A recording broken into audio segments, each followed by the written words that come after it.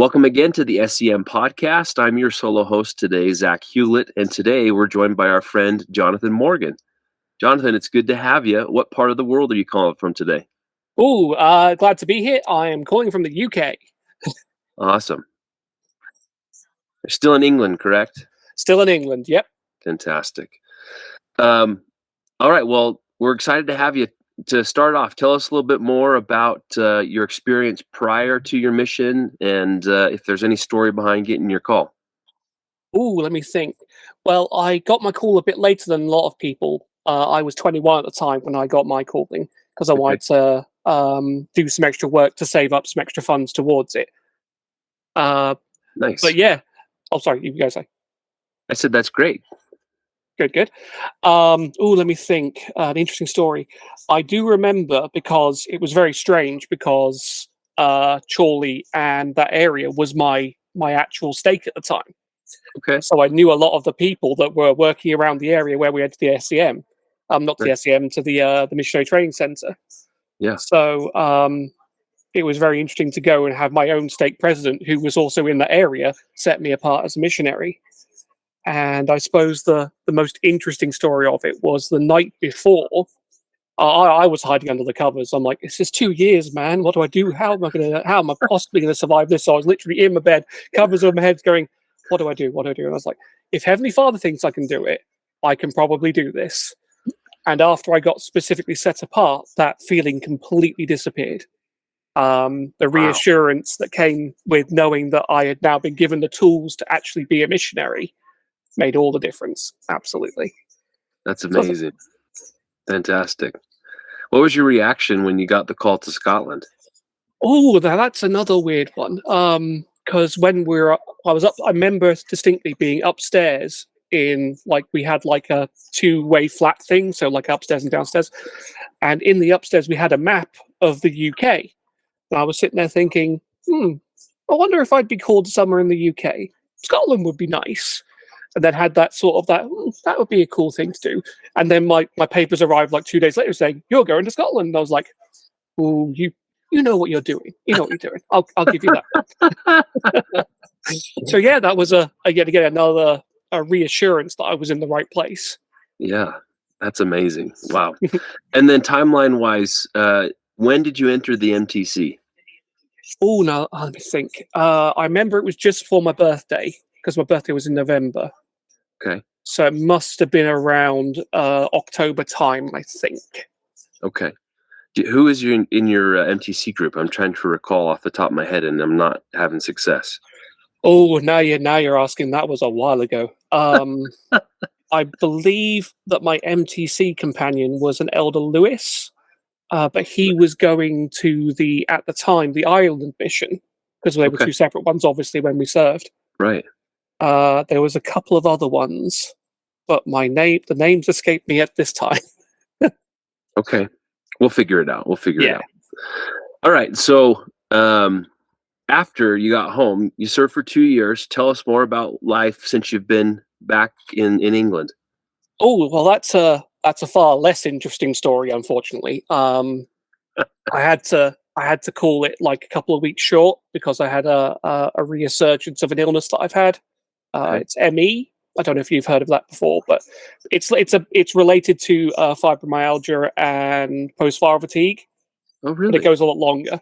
So, unfortunately, my return home story is not terribly interesting. I sat at home and recovered for a good 4 or 5 months, probably, to get my strength back. But it was the interesting thing to think about was that just as I was coming back, another person was going out, so we sort of like shook hands on the way past. So that was fun. And another friend who was about the same age as me was also back. He didn't have to serve; he was excused from serving for various reasons. But it was good to have him there and come and give me a hug and say, "It's nice to have you back." And yeah, so that was good. That's amazing.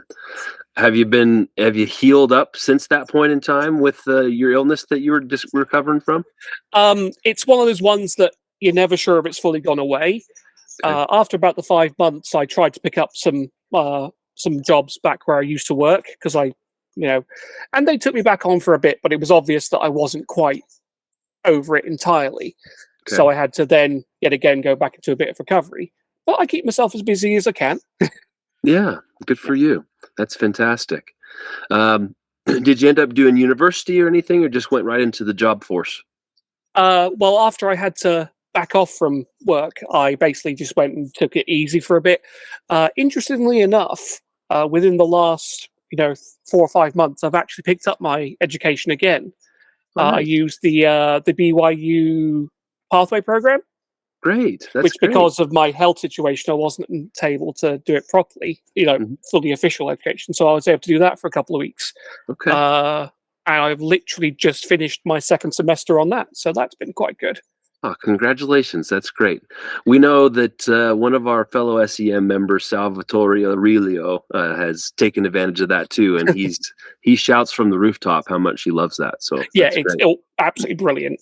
I'm planning to pick it up again, later on this year if I can. That's great. Good for you.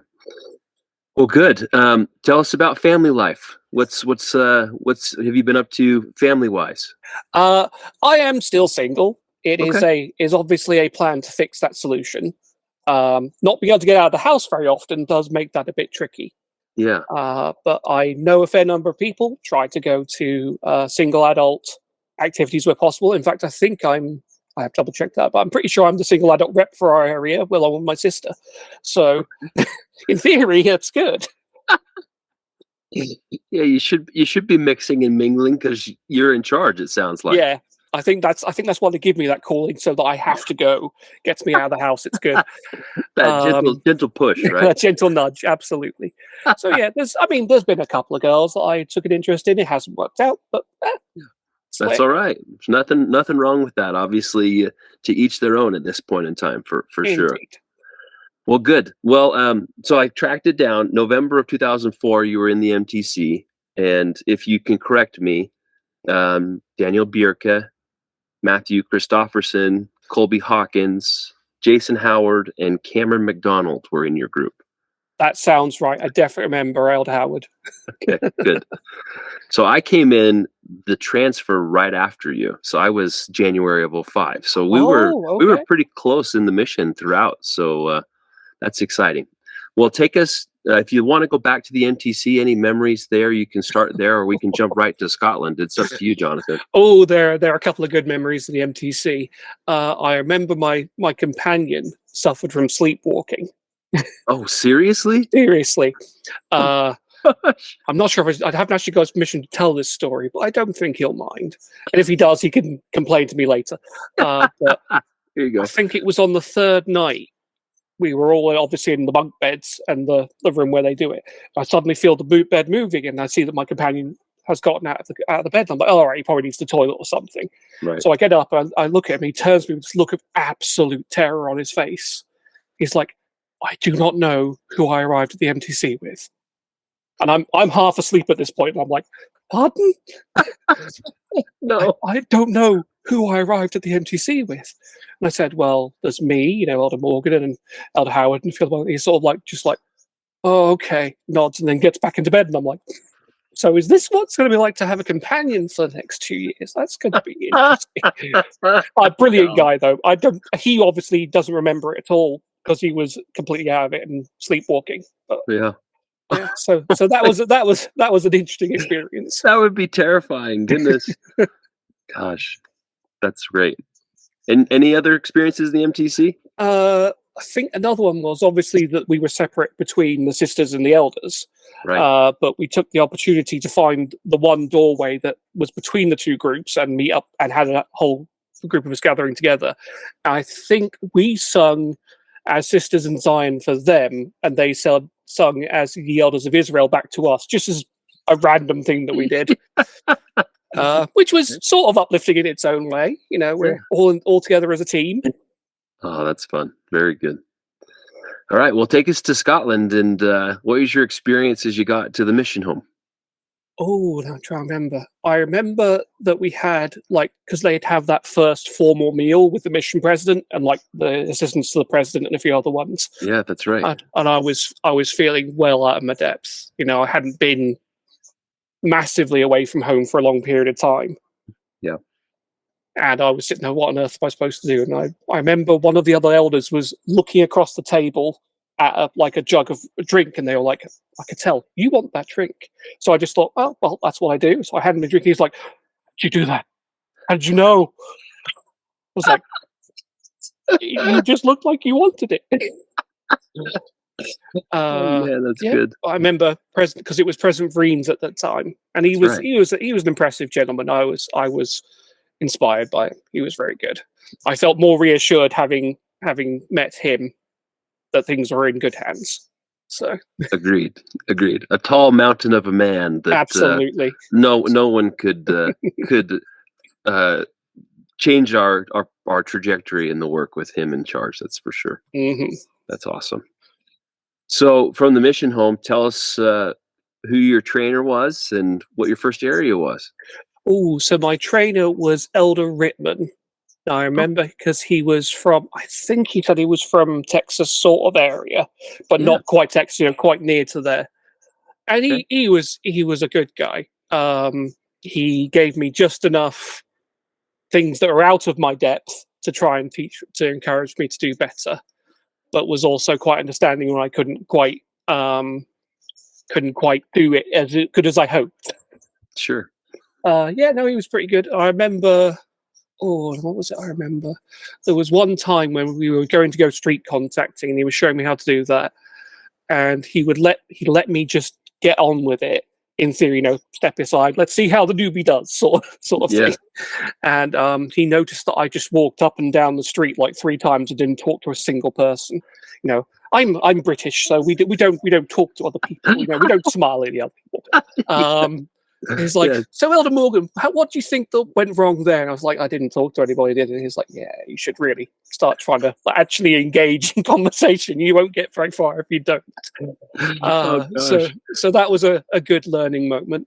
I remember fondly, and I actually got pretty good at actually trying to do it. I mean, I can't say that I was brilliant at actually talking to people, but the confidence to be able to do it, because he walked me through it and did it together for a bit.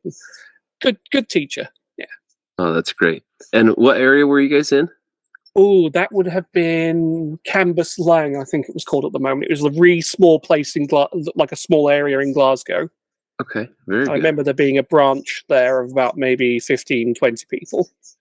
Cool, very good. And do you remember how long you were with Elder Rittman? Oh, no, it was either 3 or 6 months. I think it was 6. But I'd have to double check that. Okay. So you had him for several transfers then, it sounds like. Well, sorry, 1 or 2 transfers, so that'd be because it's every 6 weeks, isn't it? Yeah, correct. Yeah, it's about 3 months, either 1.5 to 3 months. Sorry, I'll get that right eventually. No, you're good. I appreciate that. So from there, did you move on, or did you have another companion that came in?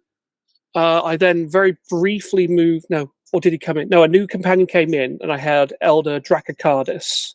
Oh yeah, nice. Who was I think he's Greek, and it was very strange again because his family is quite close to my ward area again. Like we have a Dracocardis on the state presidency in one of the nearby areas. So it was like, oh hi, how you doing? And he was very different, but very good. He was much more quiet. He let me take lead where I needed to, and let me basically try and spread my wings a bit and catch me when I inevitably fell. But yeah, he was really good. I remember the one thing that Elder Rittman says is, now when you get your second companion, do not suffer from, what is it called, second companionitis. I've never heard that before. That's funny. Well, the idea is that you get trained by your trainer, and then you go to another missionary, and they obviously have a slightly different way of doing things. Yeah. So he said, now he's going to show you things that are different than what I've shown you. Doesn't mean it's wrong, just means it's different. And that was very good. Yeah, that's true. I mean, it can be quite a shock going from your initial companion and learning all the things and getting used to their way of life, right? And then all of a sudden you just get thrown into somebody new, and it's like, okay, how do I deal with this? But again, you have to learn on the fly and carry on from there. So that's great. And Peter's a great missionary to have as your second companion. I'm sure he was very, very patient and also very caring amongst all the things that he helped you with. eternally grateful to having him as my second companion. I remember one of our, yes, it must have been, we were in, not Falkirk. Nope, my brain's gone there. I did move to my second location now that I remember, because I remember one of the people we were teaching always called him Wee Pete. Oh, Wee Pete. Wee Pete, and she really liked him. That was ace. What's Wee Pete? You're with Wee Pete. So you weren't in Cambuslang anymore at that No, point? I was in Kilmarnock. That was it. That was my second area, was Kilmarnock. Okay, nice. And that I was there for an awful long time. I think I was genuinely there for 9 months. Really? Yeah. Wow. There was a friend of one of our investigators who became pregnant before I got there, and just had the child just before I left. I was Oh like, my goodness. I have been here a long time, but it was good. It was. We got a good lot of work done and some good stuff done there. Yeah. My goodness, that's a long time. I mean, I had 3 6-month areas, but to be there for 9 months, you must have been doing something right, it sounds like. I hope so, or they just banished me to a corner. No, I think it was good. But the one thing I do remember, when I actually had to go, it felt like leaving on a mission all over again, because I'm not so used to the area. Yeah. And absolutely. all the people that in the local warden area knew me so well, because we've been doing this for 9 months, Sure. So yeah. Yeah. Well, do you remember how long you were with Peter? I think it was only 1 or 2 transfers. I think it was 1, but it might have been 2. Okay. I'm sure we have the record of that somewhere. I mean, eventually we're going to get Peter on here, and we'll make sure that we clarify it all. You can confirm my story. Absolutely. Yeah, that's Make sure that I'm not telling lies. That's right. And who followed him into Kilmarnock with you? I think the next one, Kilmarnock, I think it was Elder Mace. Okay. Or was it? Oh no. There was a lot of them to get through, obviously. Yeah. So I think it was either Elder Mace or... Oh, I should have written this down before I came on. No, you're good. Nope. It's the other one. Because I know there was Elder Mace and there was Elder... I knew this before I signed on, and then as soon as you're asked, they disappear, of course. You're good. Take your time, Jonathan. Yeah. Nope, my brain is drawing a blank now. I remember... I'm going to look at my notes, too. At one point, it looks like you're with Blake Farnsworth. Do you remember him? Yes, Elder Farnsworth. That was it. I remember that I kept getting put with a district leader. I was like, either I really need the support, or I'm not that much trouble, so they can concentrate on everyone else, is what I was thinking. It was probably somewhere in the middle of those two. Okay. Nice. Okay. Very good. Do you remember much about your time with Elder Farnsworth beyond him leading the district? I knew that he always had he'd always say New Mexico when he was talking about, when people asked where he was from. He said he's on the border with Mexico, so he always, New Mexico. That's very true. And he was always commenting how where he came from, there was like a place where 4 borders met, and there was a little phone that he could like say, "Now I'm in this country, and now I'm in this country." Now he was pretty awesome as well. They all took good care of me, which I appreciated. Yeah, that's amazing. I love it. Yeah. Okay, who did you have after Blake? That was either Elder Mace or what is his name? It's totally escaping me. The other one that I have in my notes is Chris McClure. Elder McClure, that was it. I knew I could picture him in my mind, but I could not remember his name. Elder McClure. Yeah, he was a fun character, very different from other people I have met. Yeah, but unique in his own way. I remember there was one time where we were walking through a park in the Kilmarnock area, and he very jokingly said, "Look out, Elder Morgan!" and went to push me, as if pushing me out of the way of something that was in danger. And I was like, "Oh, that's pretty fun. I'll try it back." So I went, "Look out, Elder McClure!" Pushed him. He then stumbled, stepped on a loose sidewalk panel that then sprayed a load of wet, muddy water all up him. And I was like, "Oh no, what have I done?" So we had to quickly then turn around and go back to get changed before we could go. I do remember that with him. And he was very good at learning some sign language. So when we were talking with various people in the street or anyone we interacted with, they knew sign language, you would just start, going thank you and doing all those things. I always found that very impressive. Yeah, that's awesome. I love it. Yeah, he was Very cool. he was very good at also like philosophy, thinking about ideas of like what if situations. Like, so Elder Morgan, if I was to be about to be hit by a truck, would you dive in the way and save me? And I was like, oh, I don't know. I'd like to think I would. I've never actually been tested. And every so often these sort of conversations would come up. So yeah, he was definitely a deep thinker. I was in awe of his ability to have odd solutions and ideas about problems. So Yeah. Well, having served around him, I can understand exactly where that is. That Elder McClure very much. He always had a thought in his head about something or other that piqued his interest, and then ultimately carried on in his philosophical way of figuring out how I'm going to deal with a situation hypothetically, correct? So that's amazing. Very cool. And then after that, you had Chris Mace, correct? Yes. Okay. I think at that time we were in the same zone because I was in Johnston, I think, when you were with Elder Mace. That's entirely possible. I believe it because I have a photograph. I think we did a football day. It was indoors because, again, it was like probably close to your year mark at that point in time where we did like indoor football at one of the churches. I don't know if it was at the Johnston building where we were at or if we had gone somewhere else more central. But nonetheless, I do remember that we had a brief stint where we were nearby one another. Yep. The cogs sort of meshed at one point. That's exactly right. Exactly. Very good. Tell us about your time with Elder Mace. Oh, Elder Mace. Now, I have to admit, I really struggled to pick up a specific thing that happened with Elder Mace and I. I do remember at least one time we were walking down the street, we both paused because there was a window open, and we're like, really like that song. We'll just track a little slower while to keep that in view. Yeah. And what was another thing that happened? Another time when we'd both set our alarm, and we'd had a really busy couple of days, and we were absolutely shattered. And for some reason, neither of us heard our first alarm. So we're like, we're supposed to be up, but we're obviously slept in, and we're like, wait a minute, why is it X o'clock? We both jump out of bed, quickly get dressed, do everything we need to be doing. Yeah, so he was a hard worker. I remember that, and I don't directly keep in contact, but I have him on Facebook, so I see every so often he'll post something, which was good to be reminded of him. I remember it being a fun time at the very least.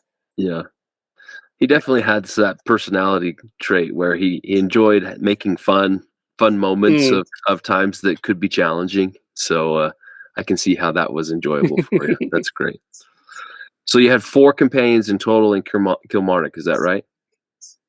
Probably.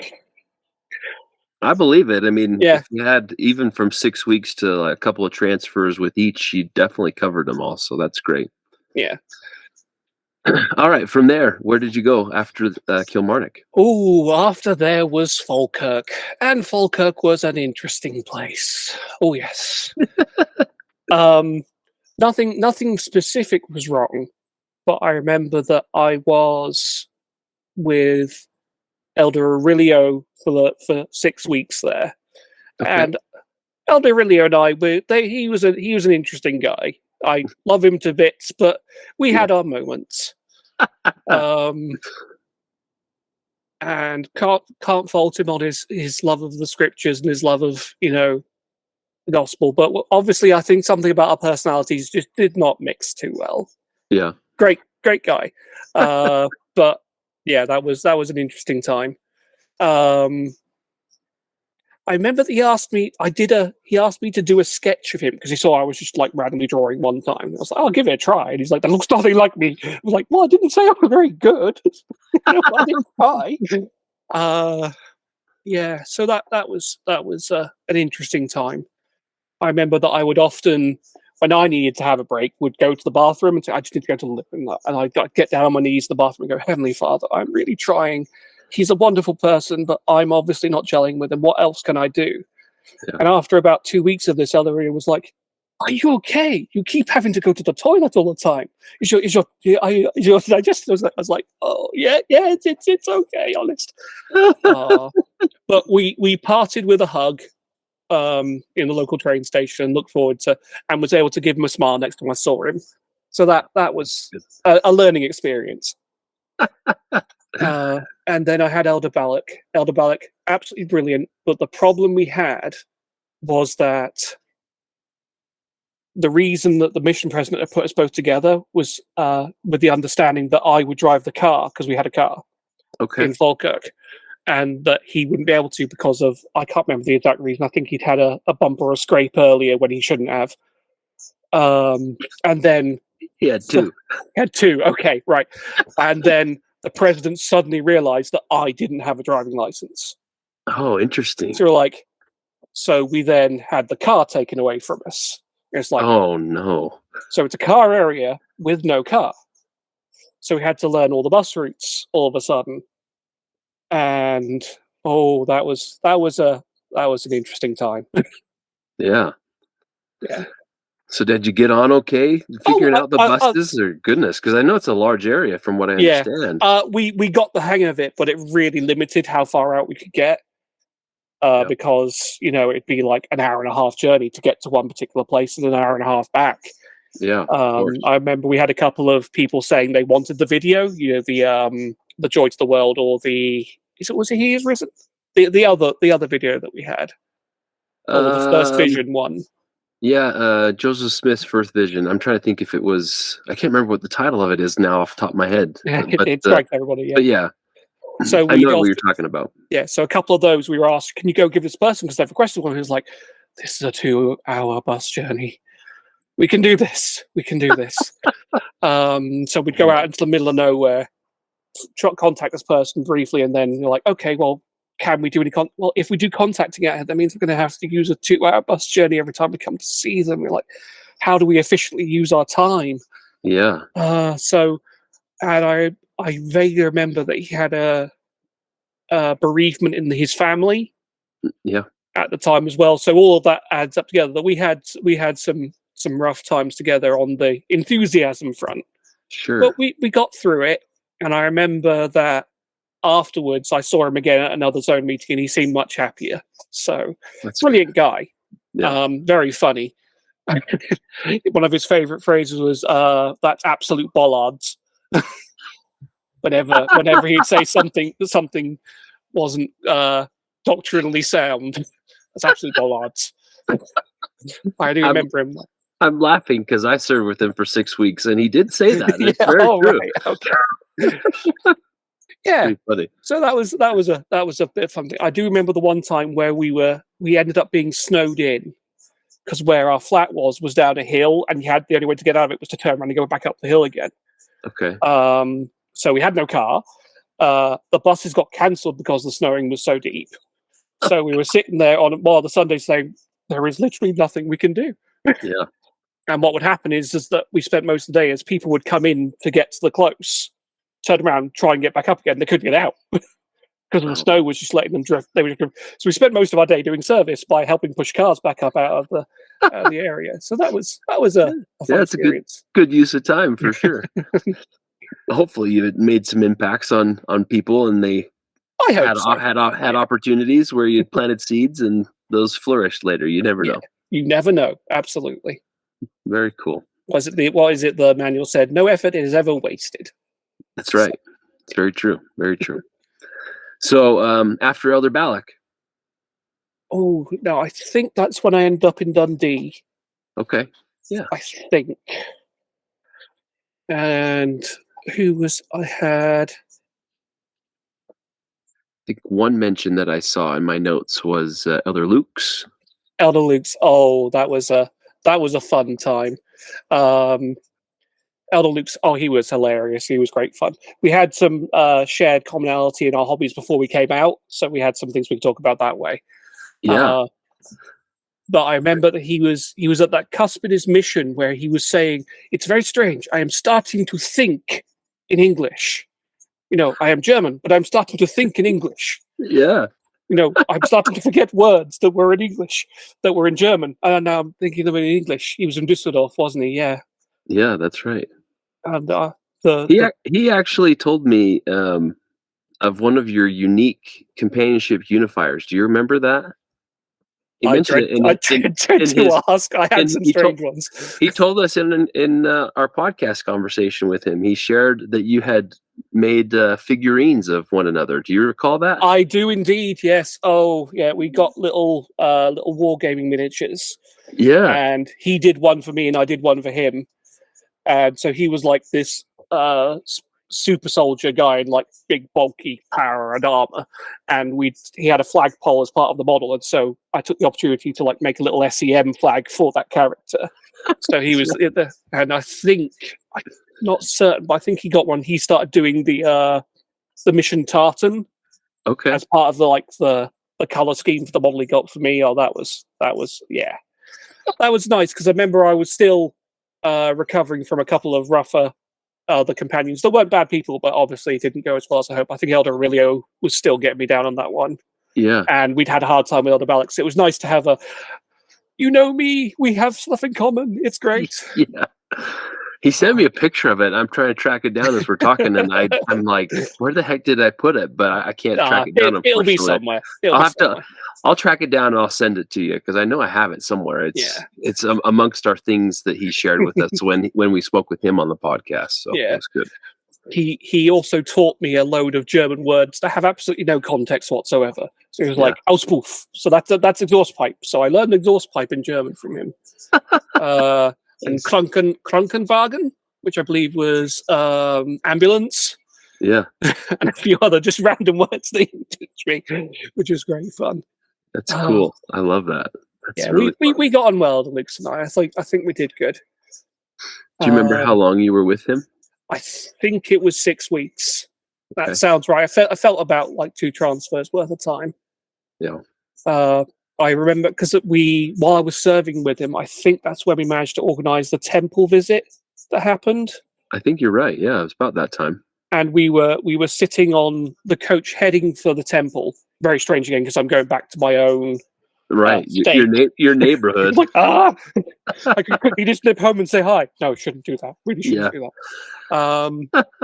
And we were doing a memory game on the coach there, and he kept slipping in German words into the memory game, so that we, because you'd say, so I went and did this, and we had this, and this, and he'd every so often put a German word. I'm like, okay, I have to remember that one now.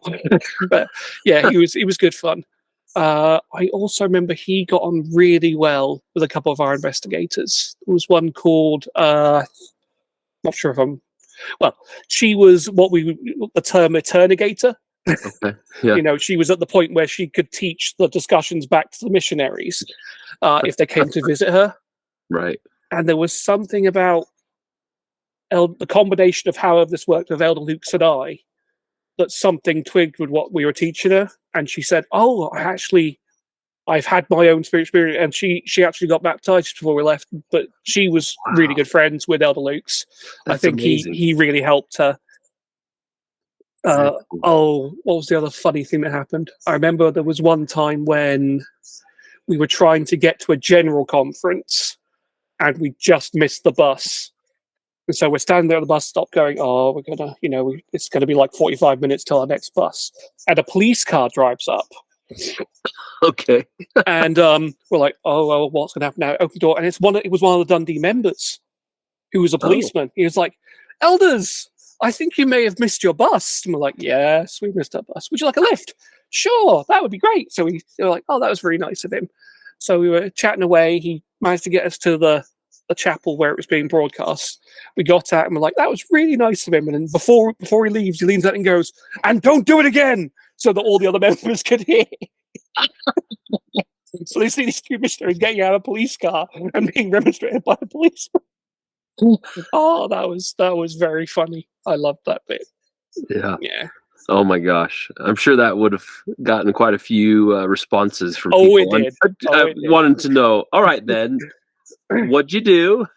We just missed the bus. Honest, it wasn't anything else. So we called the police for a ride. Yeah. So good. I love it. So, beyond Elder Luke's, did you stay in Dundee after that, or did you move on? I think I moved on after Elder Luke's. That feels and sounds right. Because the next place, what was that? Oh, brain's going again. Because I was getting quite long in the tooth then by that point, wasn't I? I'd have been about a year and a half at that point. Yeah, coming down the home stretch. Hamilton, that was it. Because I remember it being right next to Campus Lang with my starting area. So I kept bumping into like members from that ward when it was a branch, but when they'd have like a big meeting. Mm-hmm. And Hamilton was interesting. It was the first flat that I really felt like, this is a nice flat. We've got these big, nice, comfy leather chairs we can sit in. Yeah. And the only drawback to it was that the railway lines were right behind the building. So every like half an hour, 45 minutes, a train would go by quite noisily. So that was good. And who was my companion there when I first moved in? I think it was Elder Powell, but I'm not certain. Okay. You probably replaced me there because I served with Elder Powell in Hamilton. Oh, right. Okay. Yeah, that's possible. And I think by that point, I was feeling reasonably confident as a missionary. You've always got something new to learn, obviously. Right. But I remember thinking, Elder Powell has been here a while. He obviously knows the area better than me. I'll let him take the lead. I'll let him. And it was really weird. It was like, I'm letting another missionary spread their wings. Oh, isn't that good? I feel good about it. No, but he was really good. And from what I remember, another elder saying who knew Elder Powell was saying he was very very insular. Mm-hmm. And he said that by me doing that, I'm sure I was inspired, and that's the direction the Heavenly Father was giving me to do it that way. He said he has changed in the last 3 months so much because I'd let him take the lead. Yeah. And that was fun. So Hamilton was good because it felt enough like Canvas Lang because it was obviously in the same city, just another area of it. Yeah. And we had some odd conversations. I remember I was always terribly worried because I knew he had a nut allergy. So every time we go anywhere, I check, does this have nuts in it for him? He's like, you don't need to do that. It's like I was being far too overprotective. I shouldn't have been. Oh, man, you're like a good older brother. That's so nice. Myself, I was not that way with John. Unfortunately, I knew that was something he had to focus on, but yeah, I wasn't the person that was going to worry about it. I'd let him handle what he wanted to handle, whether it was outward or inward, and then do those things his own way. But that was definitely something that was always on my mind as well. It's probably because most of my family are in the medical profession. I'm not. I'm like one of the odd ones of those ones. But they always be thinking, this is what you do. I remember one time when I was feeling particularly stupid, which is always a funny thing the way you start a conversation, that I tried to hide because it was the sets of stairs in the flat and we were right at the top floor. Yep. I remember trying to hide in a little nook at the top, try and scare him after he put the bins out. And he was like, I knew you were there, like the second stair up. And I was like, well, I tried. That would have been a bit of fun. Yeah. So he was really good. I remember one of the things that really stood out between what we were doing, the teaching and stuff, is that we chapped on a door. Oh, chapping, of course, it's Scotland. We haven't said that for ages. That's right. And they weren't terribly interested in the message, but when they found out that that John was called Elder Powell, they were like, "Oh, I'm also a Powell." I'm like, "Oh, that's really interesting." He said, "I've heard somewhere that your church does family history." We're like, yeah, we do. So we had an opportunity for Elder Powell to share some of his family history. We arranged it for a later date. He got some of the information sent to him that we could then pass on with them. They could exchange the information. So that was quite awesome. Sweet. That's really cool.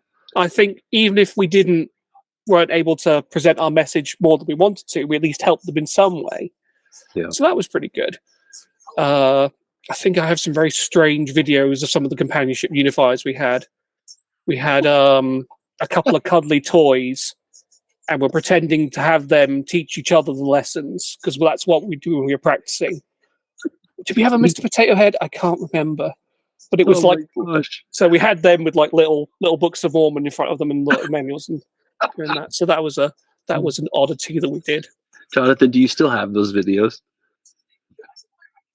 The chances are I do, but I have no idea where they are.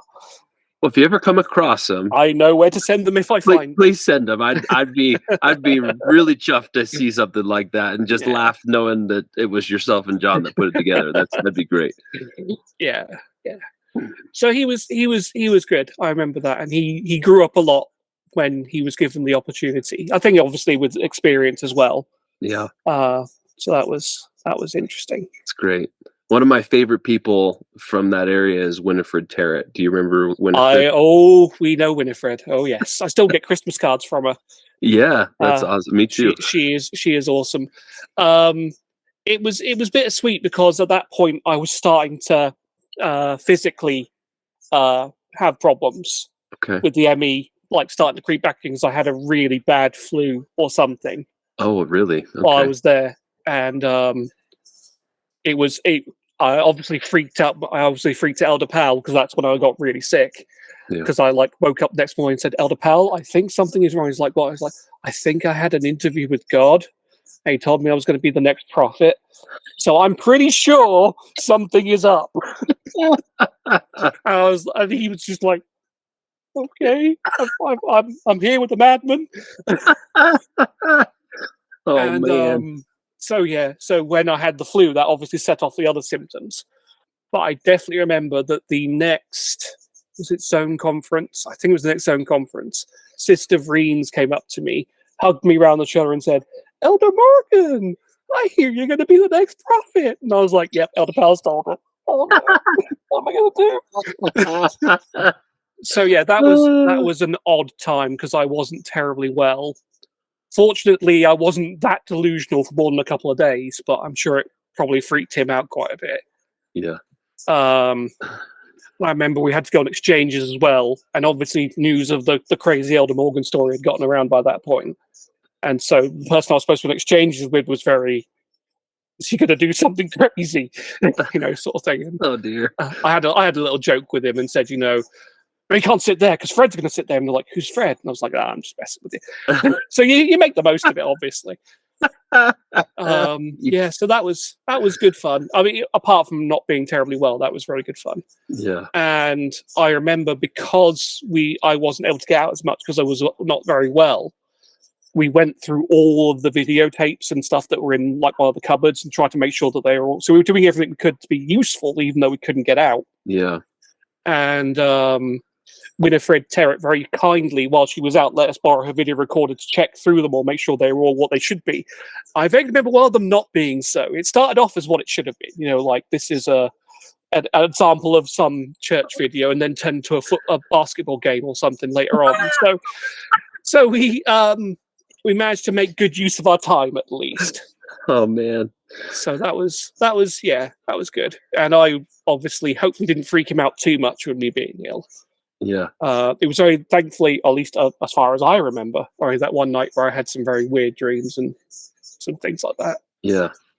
Well, now that you mentioned Sister Vreens, timeline-wise, you may have been before I got there. Now that I think about it, because I came in, it was probably like 7.5 months before I went home. So it was like right when the Vreens had gone, and it was that crossover period. The Fredericks were coming in. So yeah, it was about that timeline. So you probably had him before. Now that I'm thinking about it, yes, it was that real tight crossover point. I remember that.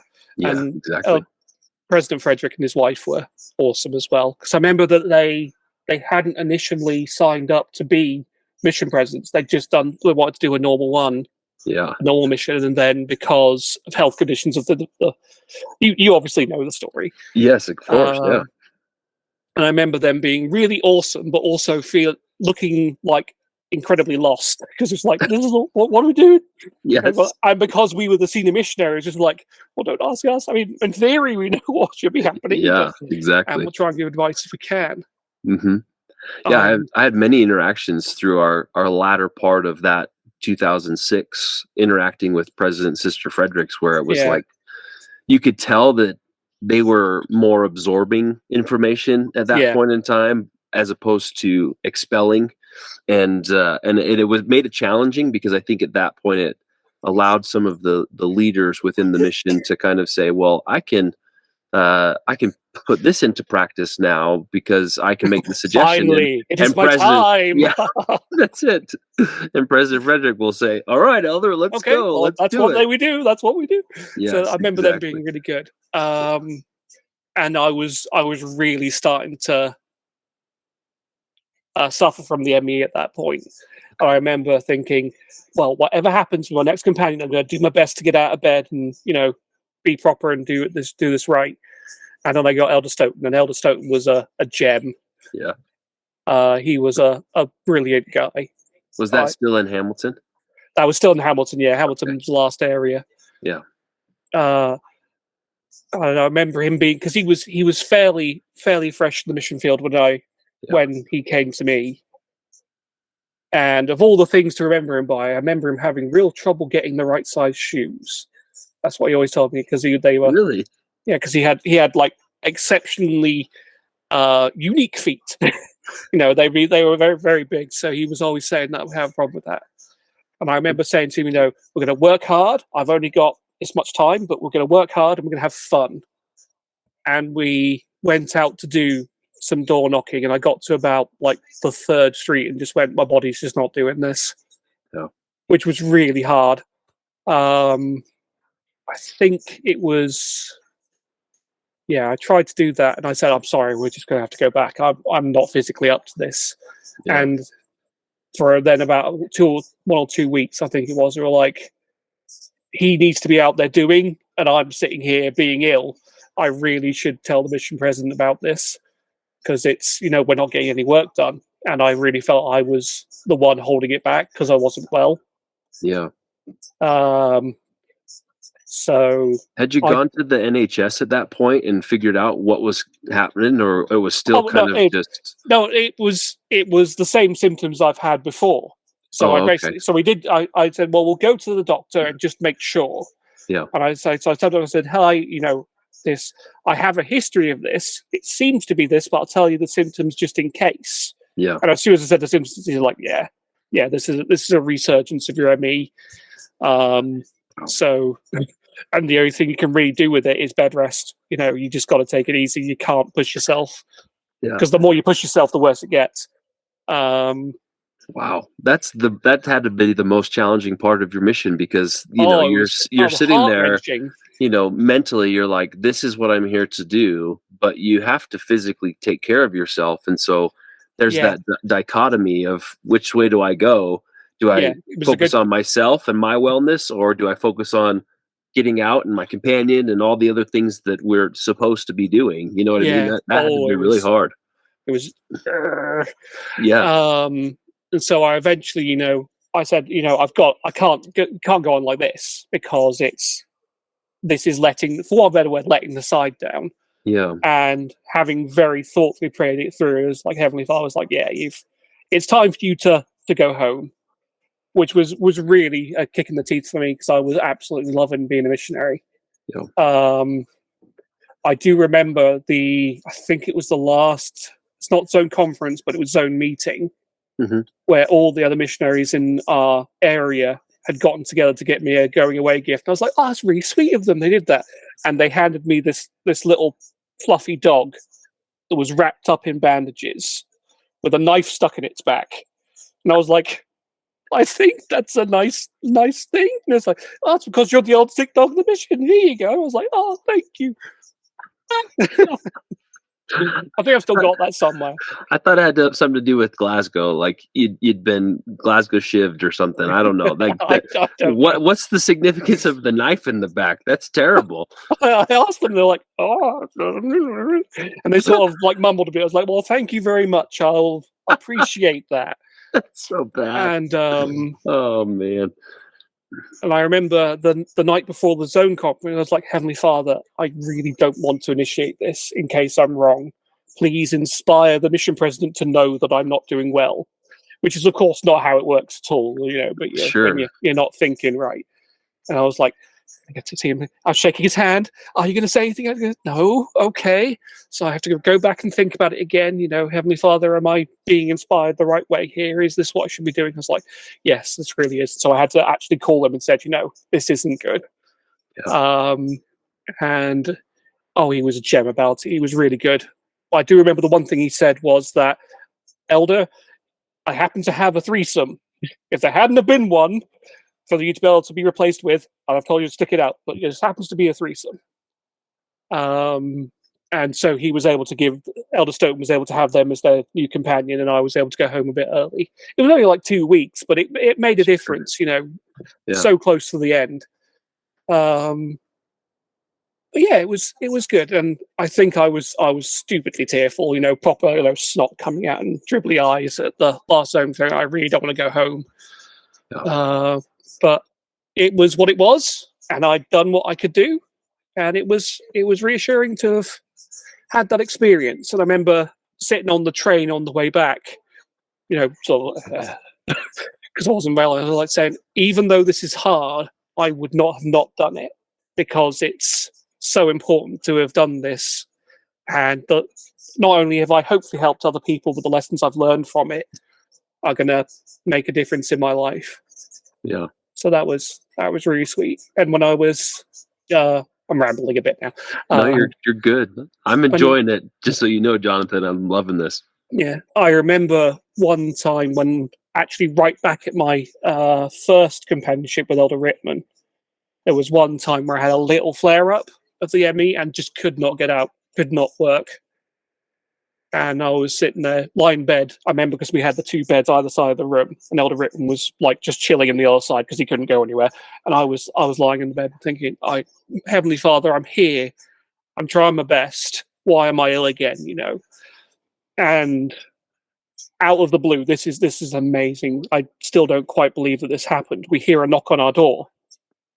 And I'm like, what is that?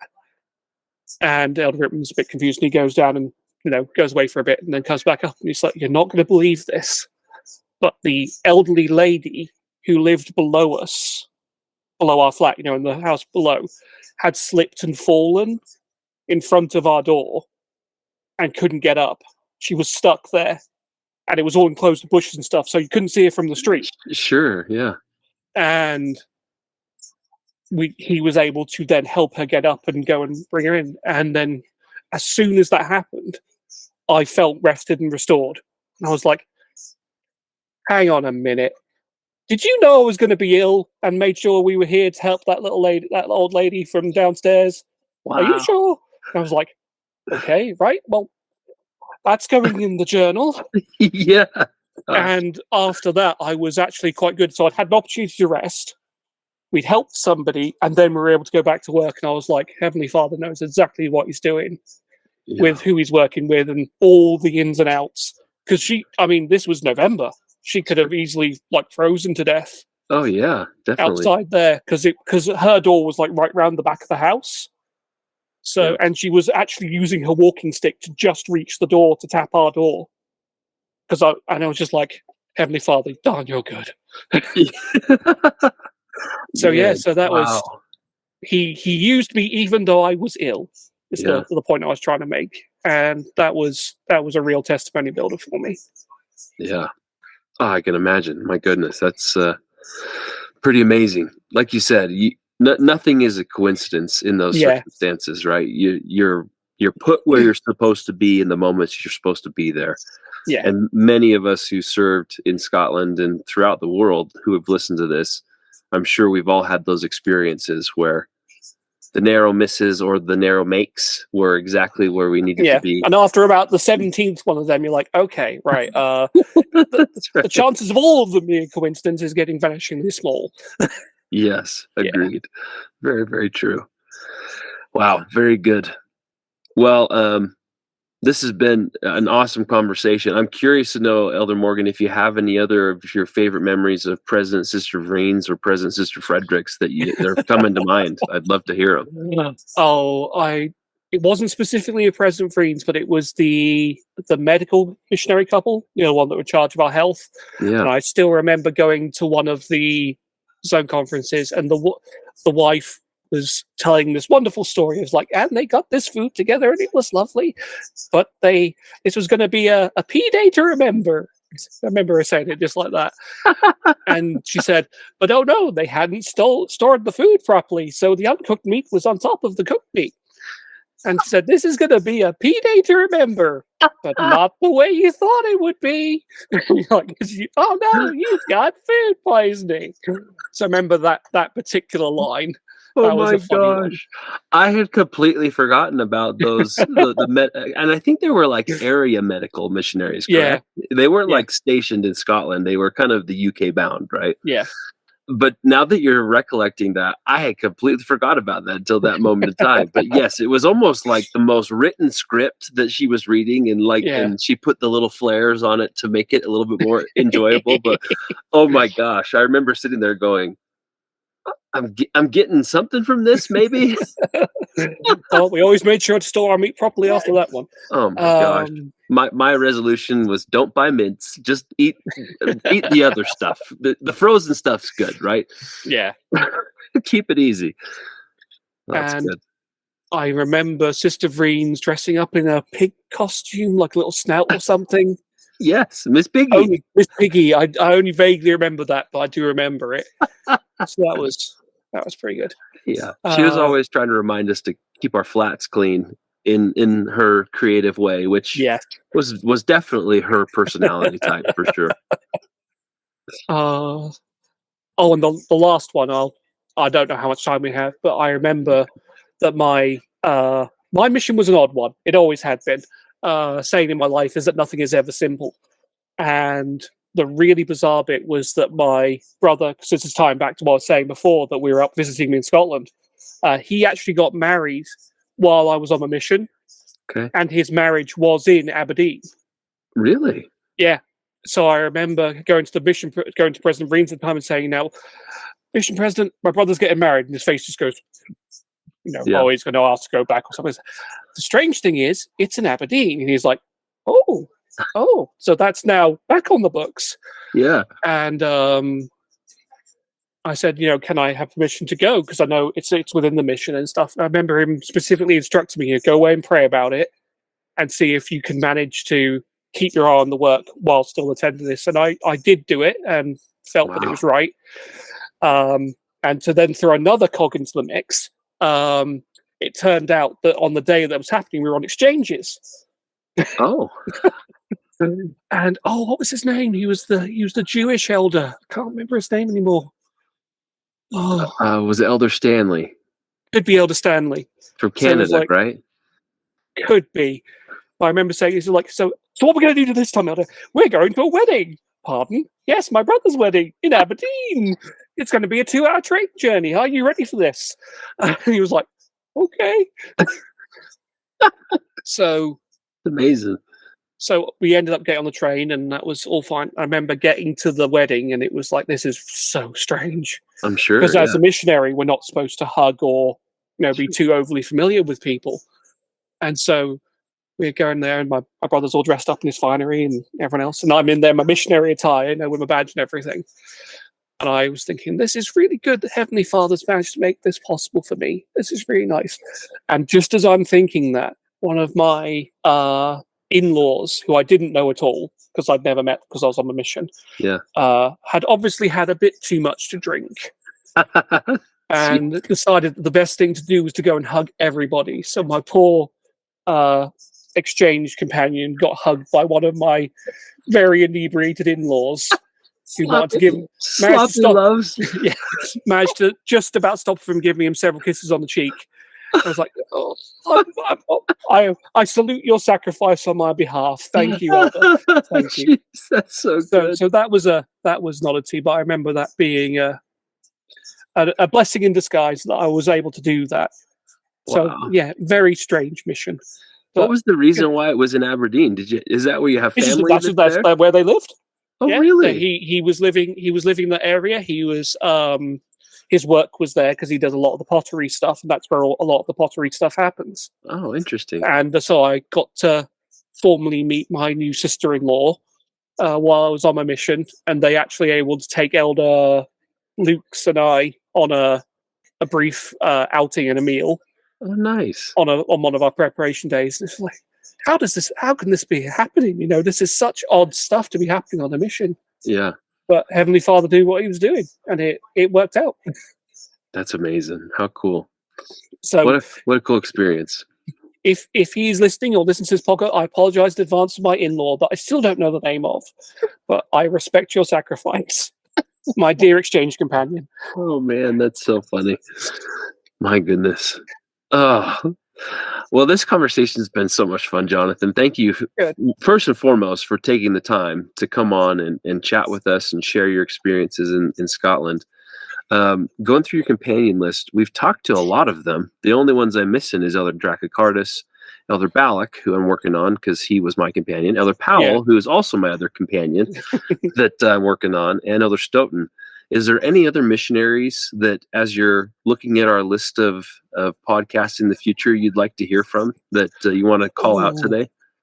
Oh, no, memory's going to let me down again, but there was one elder who was an Air Force pilot. Elder DePaul. Elder Pold. Yeah, he's been on. He's been on. I remember him being. When he walked into the room, you had that feeling. Heavenly Father's got him here for a reason. Yeah. And the reason I was able to interact with him was that when Elder Balak and I were having a rough time with, between missing cars and a grievance, that he was one of the ones that came in to help us get the area started again, because we had like 3 or 4 weeks of we have done nothing this week because we are having problems. And I remember them coming to go on a joint exchange with us, and it was just really helped pick up things and got us back on track. And I'd always like to thank him for that if he gets the opportunity to hear that. So, I'm sure. He probably had a soft spot for you too, because I'm pretty sure Falkirk was his greenie area, if I'm not mistaken. It could be, as I said, that was. But I remember him coming in, really helping put us back on course, and that really helped. Oh, that's wonderful. I love that. Anybody else that you can think of off the top of your head? Oh, so many of them. There's not that many until you think about it, and then you're like, oh yeah, but I met them, and I met them, and I met them. Not that specifically spring to mind. Okay. Now, although there is one where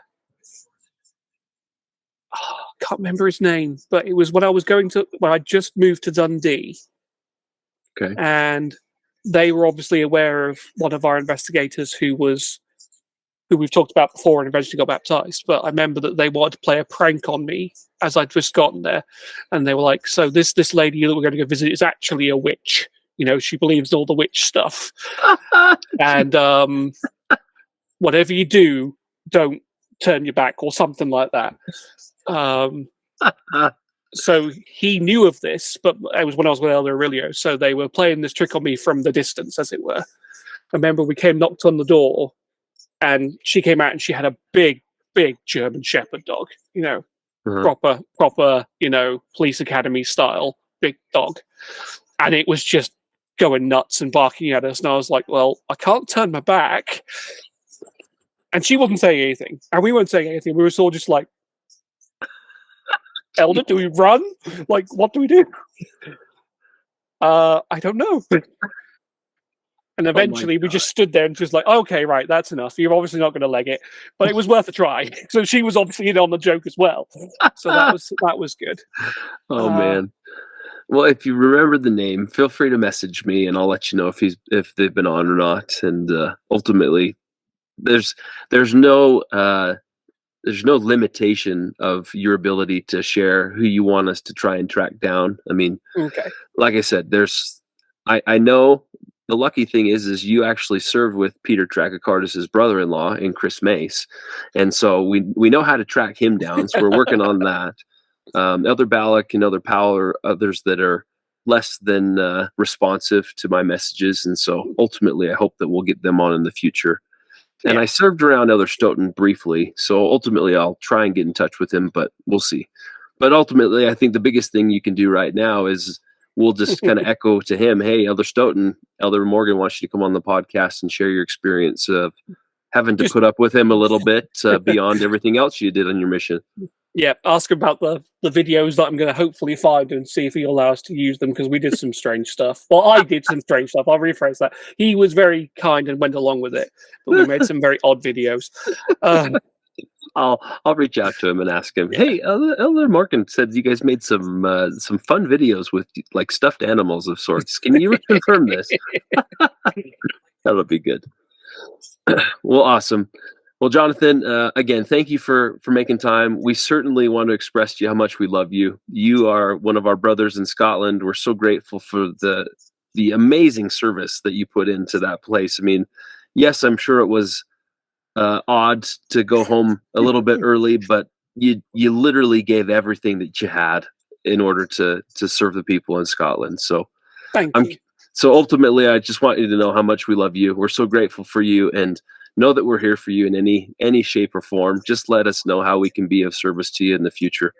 It would be our honor to serve you in some capacity. All right. That means a lot. Thank you. Awesome. Well, I'll say goodnight to you, and we'll be in touch, and we'll get this out sometime this week so you can share it with those that you feel so encouraged, and then we'll go from there. Sound good? That sounds great. Thanks for the opportunity. It was nice to reminisce. Absolutely. Love you, Jonathan. Cheerio, brother. All right, you take care. All right. Thanks again. Bye.